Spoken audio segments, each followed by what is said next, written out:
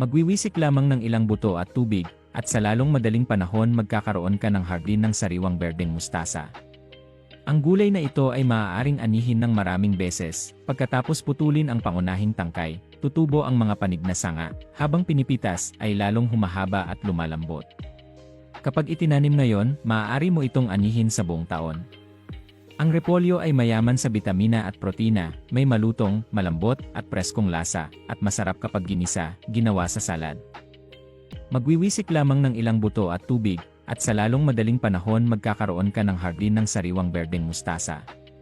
Ang gulay na ito ay maaaring anihin ng maraming beses. Pagkatapos putulin ang pangunahing tangkay, tutubo ang mga panig na sanga, habang pinipitas ay lalong humahaba at lumalambot.